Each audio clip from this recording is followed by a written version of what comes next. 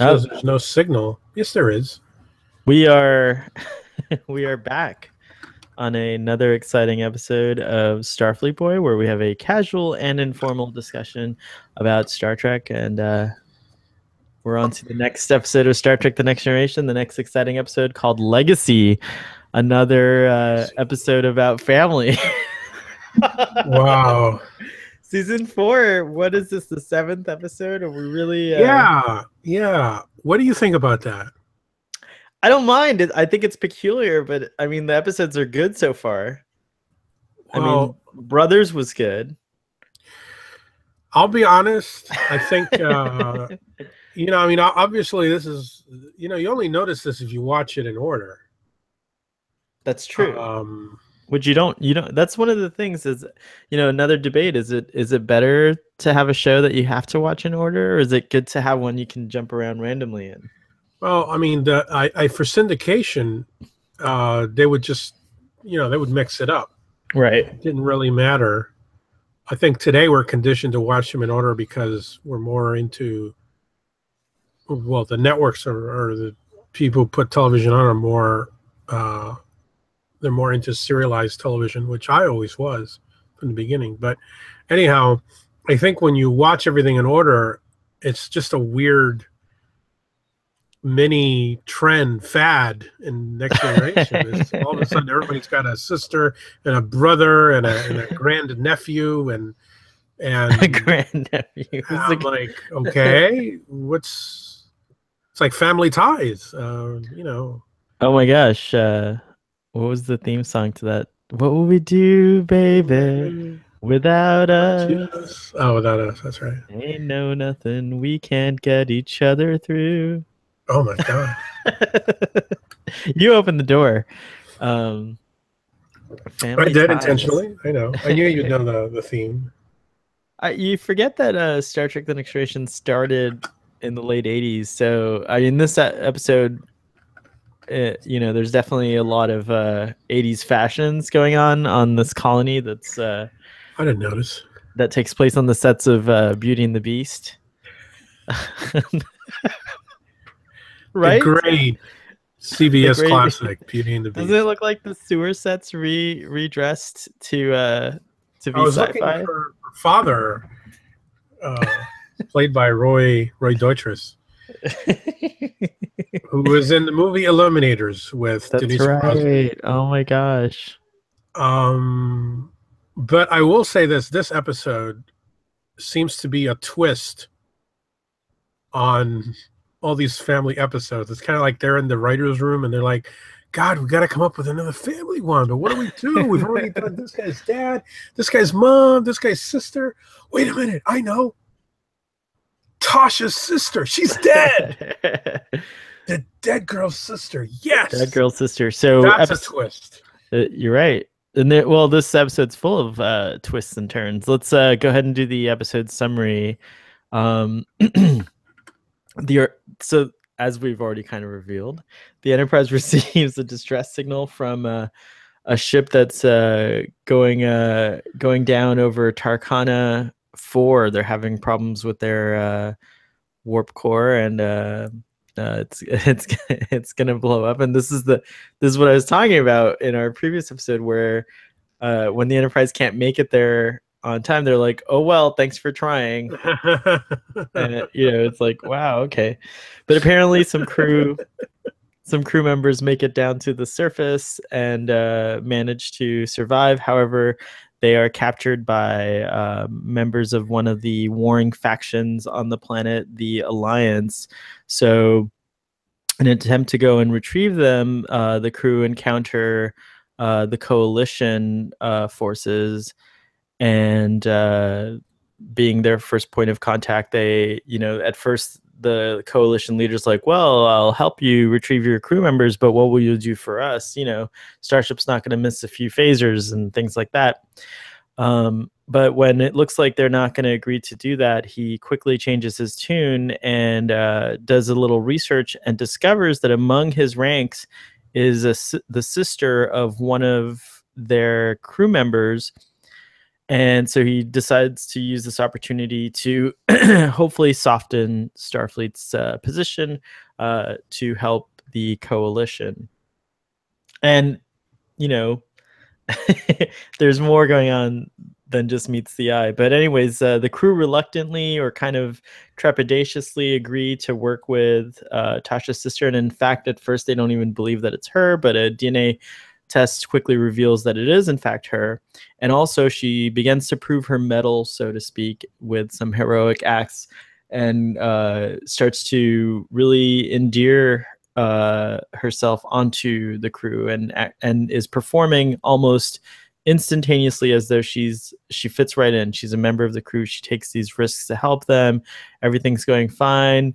They concoct a plan to retrieve the lost crew members, which involves, I failed to mention that everyone on the planet has like a little proximity alarm, Right. and if you try to remove it, it kills you. It explodes or whatever. But of course, when the Data comes up with a way to circumvent this, and so they go down to save the crew. But unfortunately, there was a plan all along, which Ishara was to gain the trust of the Enterprise crew, which she does very well, so that she could go into a sensitive area on the Alliance territory and destroy a power generator, so that it would cripple the Alliance's defense systems, and then the Coalition could come in and storm them, and everything like that. However,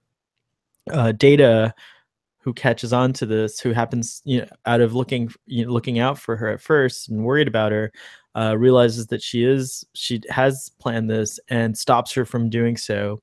And then the episode ends with Tasha's sister not, betraying basically the crew, and they're all left disappointed, especially Data. Well, he says he's not disappointed, but he of course may be the most affected, most disappointed. And we have a nice moment where Riker kind of explains to Data what it means to trust and friendship and humanity and things like that. And that's it. We get to meet Tasha's sister, and we never see her again. Again, like so many. Never see her again. And that is true. She doesn't appear in any. Always check. Beyond the canon, as they say. Right. And she's not in any comic book. She's not in any novel. She's actually not in. There's a novel that came out that was set partly on Tasha's planet, but it was during the first season, and there's no mention of a sister in that book, because obviously this episode didn't exist, and they didn't even, So yeah, there's no other mention of her at all. It would have been neat to have her somehow come back in what's her name, Sela, Tasha Romulan sister, daughter thing. Yeah, whatever that is. We'll get to that later. No, I think I covered everything in the summary, right? Was I missing anything? No, you pretty much covered it. So what do you think of this? What do we think of this episode, Doctor? Let's get into the meat of the discussion here. I actually like it. I think it's I think the actress who plays Tasha's sister is excellent. I think that's what ended up being delightful about this episode was actually I could totally have seen her as a reoccurring character, and that's kind of a disappointment as well. Again, nothing. There's nothing you can do about it. There's a 30-year-old show now. The show's 30 years ago, and at the time, this was the norm on television. You tried to be episodic and not serialized, as you say. Even though we do have reoccurring characters like Vaj, I just think it would have been difficult to bring her back. There's really no beyond the confines of this episode. There's really not a lot that you can do to bring her back, especially since the crew literally moves on from this. Like they're never going to go back to Tarkana IV, and she clearly makes a decision that she doesn't want a better life, because she is offered the opportunity. In a sense, the opportunity arises where she can think about leaving and coming on to Starfleet. Like she could actually apply to Starfleet and change her way of living. But that Did you being buy said, that? Did you buy that? it's funny. In my notes, I have a question here, which is, do you think that she ever softened from her mission, or do you think she was the whole time playing the crew? I think the show reveals that she did soften in that thing, that she has that moment at the end of the episode where she says to Data, if it's any consolation, you were the closest thing I've ever had to a friend. And I kind of love that Data just says, energize, and like, just like, it's like kind of like, go to hell, like, um I think it's like what Counselor Troy said in the episode. I think she sensed a deep conflict. I mean, when you've been living, all she's known, Tasha escaped this life, and it took Tasha 15 years to turn into the person that she became, as Picard beautifully describes in that scene in sickbay, and honors kind of Tasha. I love that scene and many others in this episode. But I could see like where working with the Enterprise crew for a few hours on this mission has opened her mind. I genuinely believe that she has now, she at least now no longer thinks of her sister as a coward or whatnot. But having lived that life and being so devoted to a cause, I can also see how she would be extremely conflicted, or how she could be double-minded, I guess. Uh-huh. Yeah. I was. I mean, even though I've seen this episode before, and I know generally what happens, I was still surprised because I haven't watched it in a long time. I was surprised when it happened. Like I was thinking, well, maybe something else happens, and that's how she stays behind.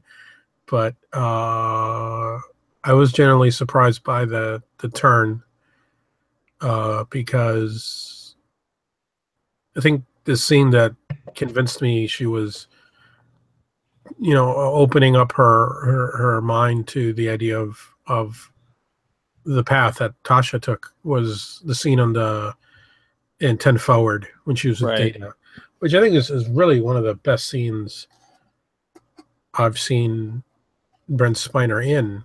Brent Spiner, I think, does. The episode's obviously a lot about the actress who plays Ishara. Ishara, she's played by an actress named Beth Toussaint, I believe is how they pronounce it. But Brent Spiner does a fantastic job with his non-expression. Oh, I know. It's so good. Yeah. He really perfects. With Data, he's sometimes it's like, oh, the guy has emotions. Don't try to pretend. It's there. It's a sham. And then other times, he actually steps up to the plate, and you're like, oh wow, look at this guy. Look at how this. It's so subtle. It's a mask. It's almost like it's a mask. There's something interesting that I've noticed. This is okay. All right. Well, you have to go soon. No, Okay. No, sorry. There's something interesting I've noticed about Data's character. This is, I think, maybe the third time he's been paired up with a very aggressive, traumatized, ward-like character. And do you remember the planet with Dr. Cochran, but not playing Dr. Cochran, the prison escape planet? Yeah. So Data has a dialogue with him. That's true. In that episode. Then there was another one that I can't.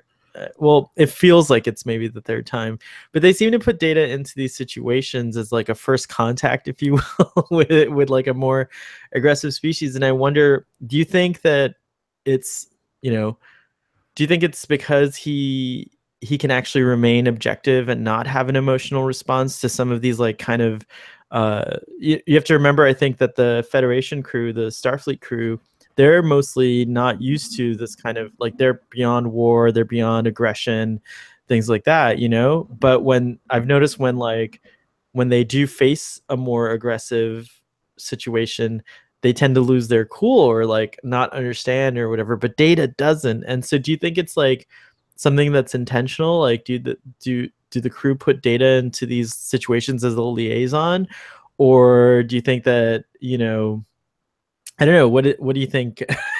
Well, it's definitely to his advantage. It's an advantage that he has in those situations where he's not bound by emotional Oh, it's the one where he responses. gets kidnapped was the other situation I was thinking of. It's like he's, you know, again, another aggressive aggressor, unreasonable type of personality, and you have the juxtaposition of Data Yeah, against him, you know, like, so I think it's interesting that it is an interesting kind of dichotomy. dichotomy, but I think it also teaches young audiences maybe a different way to respond to aggression. Data is teaching us that if you try to remain Calm, calm and keep your emotions detached. intact and objective, that maybe there's a side to the story that maybe there's something there that can be resolved in a different way outside of the normal conflict. It's the Vulcan way, I guess you could say. I guess so. Yeah, Vulcans would react similarly to this. It's true. Um, Which, by the way, Commander Burnham on Star uh-huh. Trek Discovery is the most emotional uh, Vulcan trained officer. But I Well, love it. I kind of love just it. the 1 hour I've seen, I would certainly agree with that. I can't wait Um, to start talking about Star Trek Discovery. But we're not ready yet. Starfleet Boy is not ready. We're not set up for it. We will be soon. um, Which a I, new episode airs tonight, by the way. oh, okay. Fourth episode.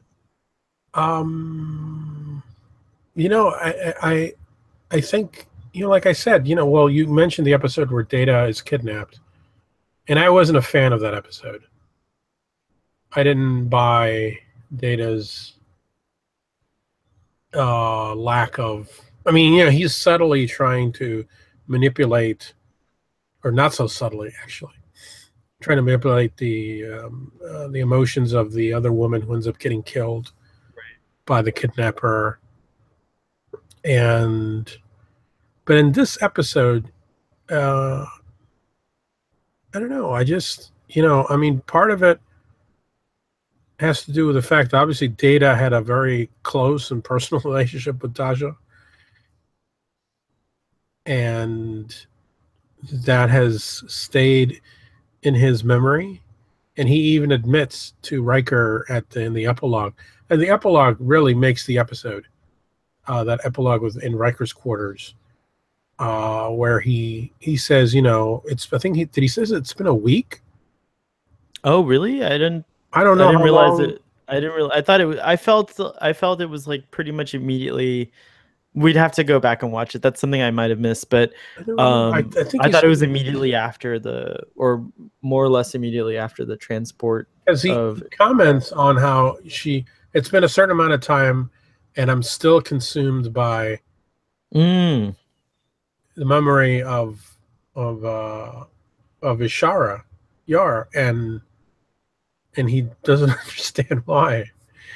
And his conversation with Riker, I think, is really great. I wrote the line down, which is Data, in all trust there is the possibility of betrayal, and I don't think you know, and he says, well, you know, then if that's the case, should we not trust? And he's like, well, no, I don't think anyone's ever prepared for the betrayal, but without trust there is no friendship and no closeness. um and you know, it's true. Yeah, It's an interesting phenomenon, trust, you know, like you kind of have to just do it right. and then deal with the possibility. There's always the possibility of There's betrayal. always a possibility, It's and fascinating. I think that gets to the heart of this episode, it's something again that we can all relate to in one form or another. The betrayal of a trust by a close confidant, a friend, a family member, whatever. Anyway, your And government. the government, yeah. Not to get political on Not to get Starfleet, political boy. on Starfleet. But is Arthur reacting? But it's something that we can all relate to, and I think in many ways this is kind of almost a classic Star Trek structure, especially with that epilogue. That epilogue seems like something that in the original show would have been handled with one of those typical McCoy Spock standing around Kirk scenes, right? Where Kirk says something and Spock says something philosophical, and McCoy says, "Well, you green-blooded son of a bitch," and Kirk says, now, Doctor," and then it's a theme that runs through the episode very well, and I think and the fact that they use Tasha's sister, I think it worked perfectly. I mean, it plays on both the audience's emotions and the characters, of course. Yeah. It'd be like any one of us if a relative if a dear friend of ours who died, suddenly we find out that they had a sister or brother or relative. There's a natural compulsion to want to get to know that person. Like, oh my gosh, like to almost, because there's a degree, of like, well, maybe you're like my friend, like, and of course we know siblings can be completely different from each other. Yes. But there's still something interesting about it, whether it's even, and I think the casting was really good because there is a physical resemblance to absolutely. Tasha with the actress Beth Toussaint. And no, I thought that was cool. Another scene that stood out to me, which I think shed a little bit more light, and it also brought up another interesting kind of idea, was when she's assisting Data in some kind of research on the bridge. And by the way, she changed from her 80s leather kit to this like spacesuit jumper, which is reminiscent of like later on, I guess, Seven of Nine or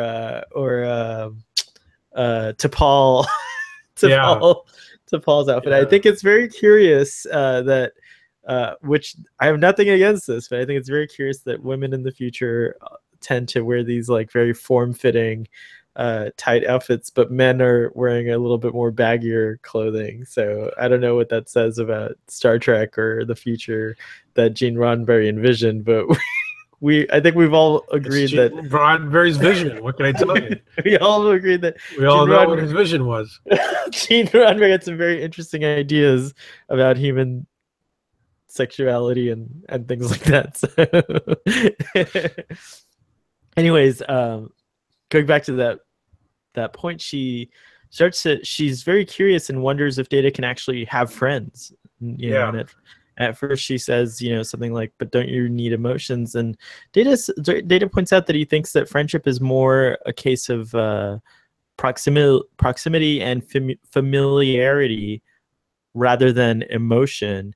And I wonder what you think about that. And because to me it rang a little true, because there have been times where I may not have had an emotional connection with someone, but seeing them over and over again, it developed just because of that familiarity. Well, I think that's something that certainly would ring true in a workplace friendship. Correct. Which that makes sense. Which I guess Next Generation, I guess all of them kind of have it. Well, it's their jobs. These are we forget that, but this is like they have a job to do. Right. They're doing their jobs. They are work. Star Trek, I guess I have to say it might be a really great show to watch if you're having trouble working in a team or at your workplace. I think Star Trek: The Next Generation could be a cathartic or possibly a therapeutic show for you because there are a lot of issues that come up that do occur in the workplace. You're absolutely right. Yeah, I mean, it is kind of like the ultimate workplace drama. It's the office before the office. Yeah, I wonder if Ricky Gervais was inspired by Star Trek. I wish someone will do because they've already done The Office, Lord of the Rings, and they've already done like The Office. Someone should do The Office Star Trek. I'm saying it right here, right now. yeah, NBC, Saturday Night Live should do The Office on Star Trek. It'd be pretty funny. that would be hilarious, actually. Um, I think in that scene, well, I mean, Data doesn't have emotions, as he says. So I think he's defining what friendship is for him in that situation. Yeah, but he says that he's observed that for humans, friendship is less about emotion and more about familiarity. And I think, in an office setting, that's an example that I Yeah, think does ring true because you don't really get to spend a lot of emotional time. There's a difference, I think, I think it is situational. It depends where you've made that friend, yeah. But yeah, in this case, I can see what he's saying. I mean, he hasn't had the experience of, say, I mean, we have to assume that all of those people have friends beyond the ship. I mean, Hmm. we see them, Well, and Dr. Quace from the Dr. previous Quest episode, from the right? previous episode, of course. But we have to assume that there are lifelong friends that, well, we saw it also in Family. Picard's friend who runs the Oh, Lewis, I think, right? Yep. Lois, right? So I mean, we have to assume that there are friendships that they all have friends beyond the Enterprise that date back, before they were who they are right now. Well, yeah, they've only been And together 4 years so far. but those friendships are obviously not based on familiarity as much because you don't see them as often. So there has to be a more of an emotional uh, Well, content to that right. friendship. But see, Data doesn't have that experience because obviously, I mean, he was found on that planet, and But he does uh, say that he can. It's interesting though. He says that the way his programming works is that he can actually experience a sense of missing a person, like Tasha. Like he misses Tasha's yes, that presence. was interesting. So it is again. There's this like weird thing about Data. Like he's looking for the Wizard of Oz to give him his heart, But but he's already got one. he's already got one, which has always been a really interesting idea to pursue there. I mean, yeah, Data's looking for the heart, but he already has one. In some ways, Worf is looking for Courage respect, and and courage, yeah, and courage. you Really, know, literally, like yeah, he already has it. he is the cowardly lion, but he's not so cowardly. No, but I mean, his whole thing about honor and people are not going to take him seriously as a Klingon, but Right. they do take him seriously as a Klingon. He's the one that doesn't take himself seriously. The Uh, crew have a well, tough yeah, the crew have a tough time trusting Ishara, and I thought what was particularly interesting and well done, even though it wasn't a lot of screen time, Michael Dorn's performance was really good. How that one moment, which was like kind of not like a typical Worf thing, right where before the he looks back at her and he's like very curious, and he kind of smiles at Ishara, and he's very interested in her. He even explained, oh, okay, that one, yeah, yeah, and he also explains later on, like he says like if you do join Starfleet, we would be the ones honored. on the way to the transporter room, On yeah, the way, right, and then what was the other thing? Um, I can't remember, but there was a lot of cool moments where normally Worf would be distrusting, but here you could see because of his affection for Tasha and because he took up her post, there is something else going on yeah. between him and Ishara, which I thought was a really It was nice very subtle, very thing. understated, but it was definitely there. Um, Something that was interesting at the beginning of the episode I thought was funny, came out of nowhere was, remember Crusher? The scene between him and Crusher? I don't Wait, know where no. that came from. Remind me? That Crusher, Worf kind of doubts whether it's safe for Crusher to go down and beam down on the planet. He's like, well, maybe you should stay or something. And Crusher's like, no, I can handle myself. Thank you very much. I don't. That totally. It's like a. Maybe I'm making that up, but I could have sworn that happened I don't right before remember they this. beamed down to the planet. Well, I haven't seen this episode in about a week, so it's Okay. possible that I've forgotten that scene. But in my notes, I did, I do remember. So was it? Huh. They were playing poker together, though, right? In the beginning, it was It was Data, Data, Riker, Riker, Crusher. Crusher, and Worf, and that was actually a Was it really. Worf? I don't remember if Worf was there. Yeah, it was totally Okay. Worf because he's like somehow like the game ends up being between Riker and Data, and there's that whole part where Worf is like, well, it looks like you've excluded, far be it for me to dispute my commanding officer, but it looks like you've excluded us. But I don't remember now. My memory's so bad, Doctor. I may What is I may happening have to made up me? that scene. I don't know. It's I'm sure someone possible. will tell us in the comments. Audience, help us out here. Yeah, did that really happen? Did that Did really I happen? imagine it? Yeah, is this another example of the Mandela effect? I felt like maybe they're doing experiments at the LHC right now.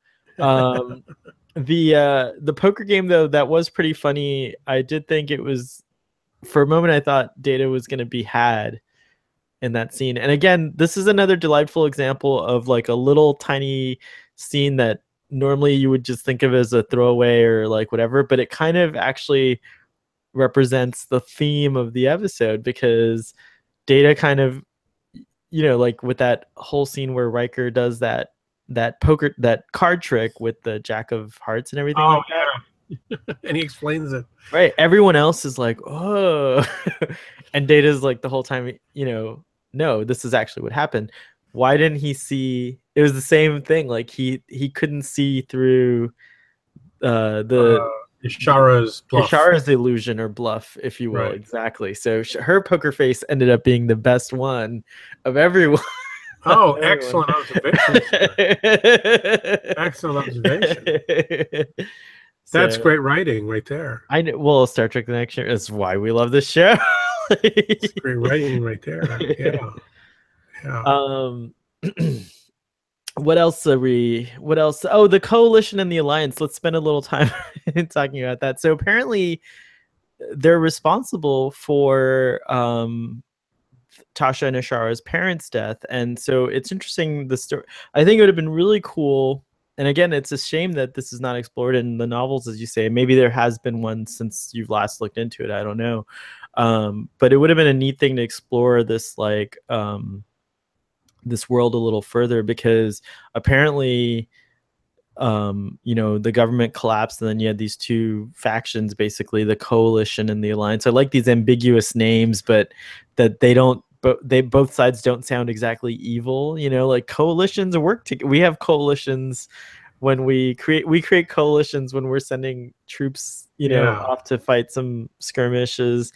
And then the alliance certainly doesn't sound like the bad guys, right? Because we Yeah. think of the Rebel Alliance in Star Wars, or just, it's interesting how they framed the society, if you will. And so, but what I think is very interesting is that there's always the characters, the two, Tasha and Ishara, one stayed behind and one left. And Yeah.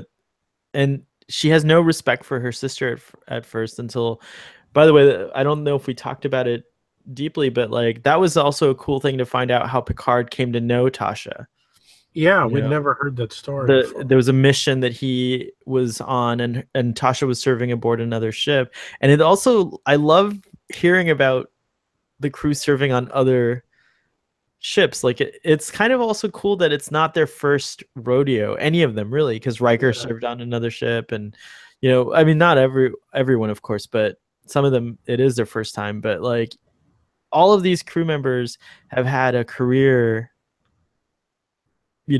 before the Enterprise, and we're seeing them here now at the pinnacle of their career, which is very realistic because you don't just start off on the Enterprise. It's very rare unless you're very low ranking entry level, but at their positions, they've all earned this commission, and they're on the flagship of the Federation. But yeah, it was cool to hear that she was involved in some kind of cool mission with mines and saving, people and all that stuff. Yeah. Well, I thought the groups on the planet just seemed kind of like laser tag or something. With all that would have been a great laser tag. Remember in the 90s the laser tag they would have these there were these large halls or auditoriums, and you would play and it was set up like that. Play laser tag, you play laser tag. That was pretty cool. And that's what the whole thing. Which, by the way, those sets are redresses of the Borg. Oh yeah, ship. So that's true. Good point. They look good. They look good redress. Yeah, but yeah, it just kind of seemed like two laser tag teams. I think the the only previous look at the planet was in the episode. Gosh, what episode is it?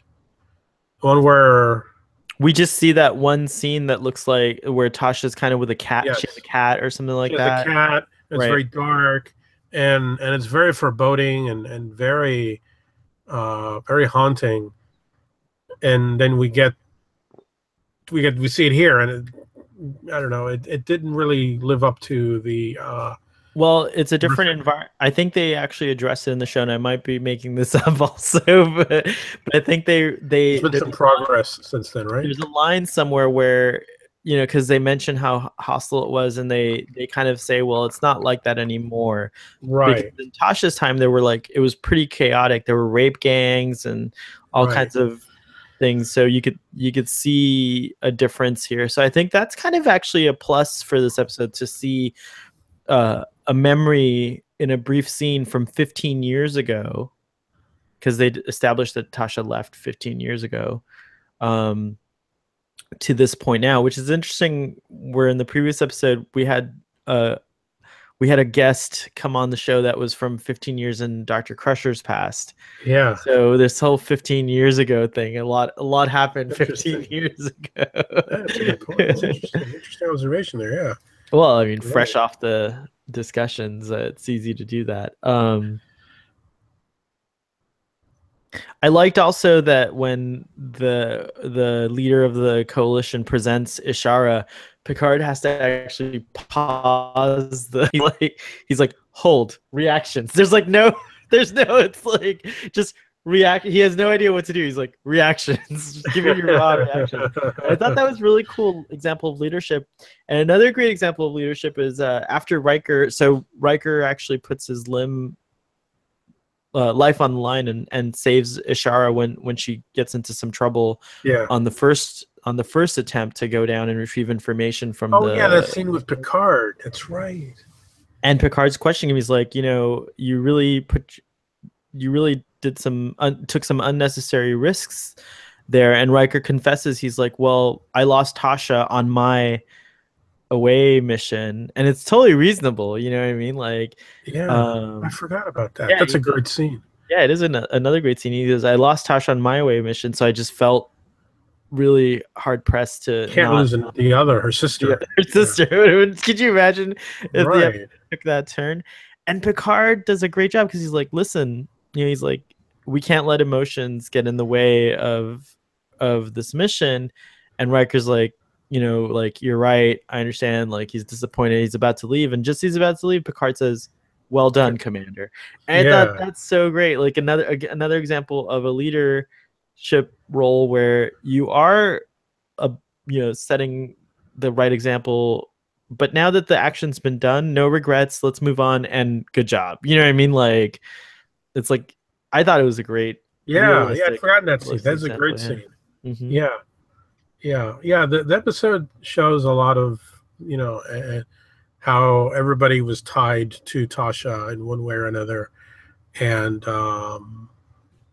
it was just very interesting because I mean, this is not a show where people are very reflective I mean, we don't have many. We don't have another major cast shakeup again, really. So we don't have many episodes like this because no one really leaves the show Right. from here on out. From here on out, it's true. So you just don't have. There's no. It's not like maybe Deep Space Nine or other shows where, you can stop to remember somebody or whatever. But Next Generation doesn't have that because there's no other cast shakeups. So it's interesting. I think it's a very good episode. I do too. Yeah, I mean, I What think does the book say about this episode, Doctor? the book, the great Larry Nemesic right here. Let's see. By the way, is that who's that in the background there? Is that Galactus or something like that? Oh yeah, right here. The Destroyer or the Eater of Worlds or Destroyer of Worlds or whatever he is. What's that, like a giant construction? Yeah, he's pretty big. So like a construction drill? Yeah, it's that how he destroys worlds there? I think this is what actually he uses. He rides on this. Whoa. Yeah, I think. Isn't the Silver Surfer his herald? Yes. That's right. Yes, you're right, sir. I have a little memory. Here I know a little bit about comics here and there. There you go. I'm impressed. Or I pay attention to the movies at least. Speaking of movies, on a side note, while you look up that episode, I highly recommend. We're not going to do a full review of anything other than Star Trek. We're trying to stick to Star Trek here, but Blade Runner 2049 is amazing. I highly recommend everyone go out and see it. Yeah, I hope to see it very soon. I like the way you resemble Captain Kirk in Star Trek 2, 3, and 4 with Dr. McCoy's gift, the glasses. I'm allergic to retina. Retinax.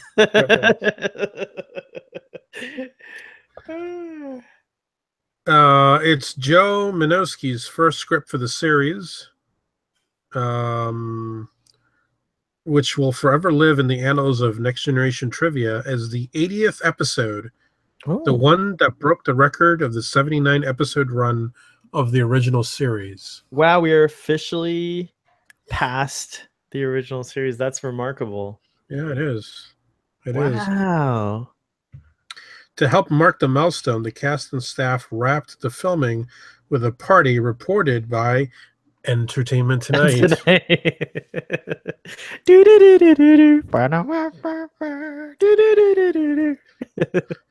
And there was a cake adorned by the art staff's special congratulatory logo. Wow. Huh. We're given more background history, including that Tasha's parents were killed in Cadre Crossfire just after Ishara was born, about 4.5 years after Tasha. And Picard, and of course the story you referred to that Picard tells. The starship Potemkin, the last to have contact with Tarkana IV, was a former assignment of Lieutenant Riker, mentioned in Peak Performance, and a namesake of Kirk-era starship seen in the Ultimate Computer.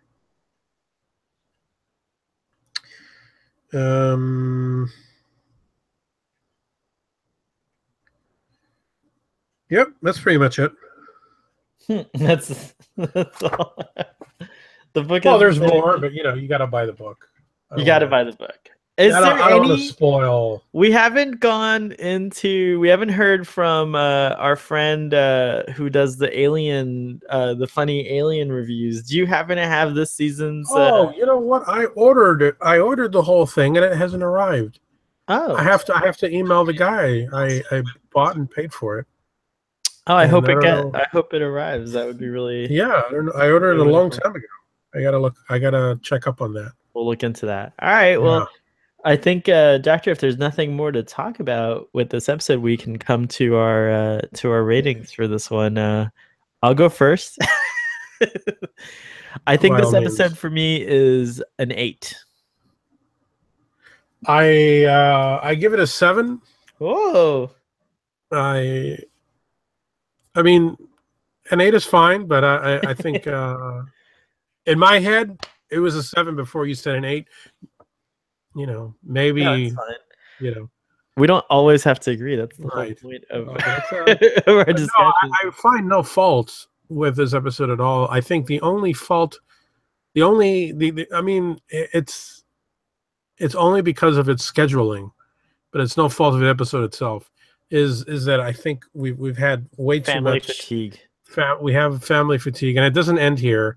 It continues in the next one, and Wait, it does? yeah, Worf's kid. Oh, that's right. Season 4 is all about the family. I thought it was like season 7, but I was wrong. It's totally Season season. 7 also has a lot of family crap, but I don't think the episodes are as good as the ones. I mean, if anything, they're not as good as I the ones we have here. I Because always this is a good liked episode.